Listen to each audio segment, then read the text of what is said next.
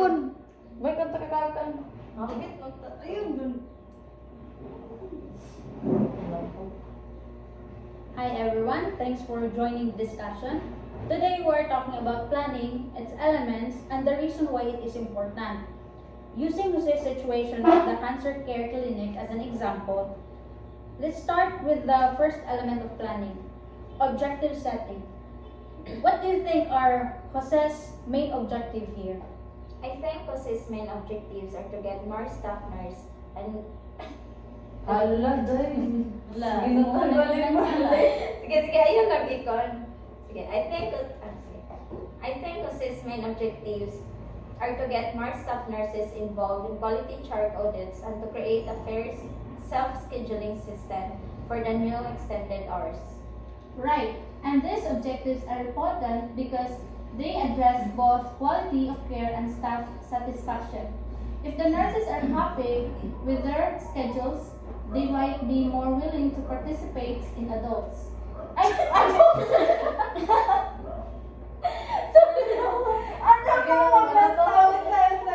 And audits. Ipagsayasaw mo. Pagsayasaw mo. Okay.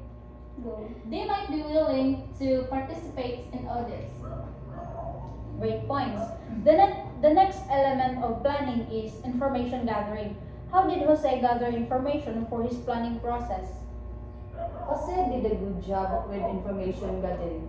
He reviewed the literature on motivation and incentives, discussed the issue with other nurse managers, and collect on quality improvement. This helped him understand the problem better. Exactly. And gathering this information was crucial for identifying the root cause of the staff reluctance to participate in audits. It's also good to see that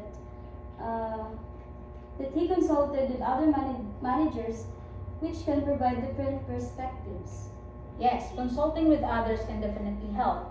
Moving on to analysis, what connection did Jose find between the two problems of staff reluctance and the new Rs? Jose realized that the reluctance to do quality chart audits might be related to the change in hours and scheduling issues. If nurses feel overwhelmed or unhappy with their schedules, they might be less willing to take on tasks like audits. That's a good point. It shows how important it is to look at all aspects of a situation and find connection between different issues, which is a key for part of. That's a good point. It shows how important it is to look at all aspects of a situation and find connections between different issues, which is a key part of the analysis. Exactly. The next step in planning is developing alternatives. What alternatives could Jose have considered? He could have considered different incentives programs like offering bonuses or extra time off for those who participate in audits. He also could have looked into adjusting the new hours of providing additional support for nurses during the transition. Another alternative might have been to assign the audits to specific team rather than asking all the staff to participate, which could streamline the process and reduce reluctance. Those are all great ideas. Now let's talk about decision making. What decision did Jose ultimately make? Jose decided to propose a 2-month trial period for a new self-scheduling plan. This way, he can see if the new system improved staff participation in audits and overall satisfaction with the work schedule. A trial period is a smart move. It allows for adjustment based on feedback, which lead us to implementation, monitoring, and evaluation. By implementing the trial, Jose can monitor the results and make changes if necessary. Exactly. So in summary, we've discussed each element of planning: objective setting, information gathering, analysis, developing alternatives, decision making, implementation, and monitoring. Before we wrap up, why do you think planning is important in this scenario?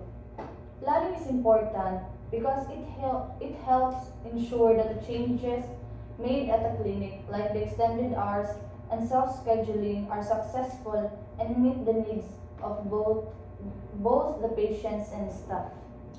Also, good planning can prevent problems before they happen and helps them make the best use of resources. In healthcare, that's especially important for maintaining high quality patient care and staff satisfaction. Absolutely. Thanks everyone for your insights. This was a great discussion on planning and how it applies to a real life situation like Jose. Hindi ko mag-say kasi.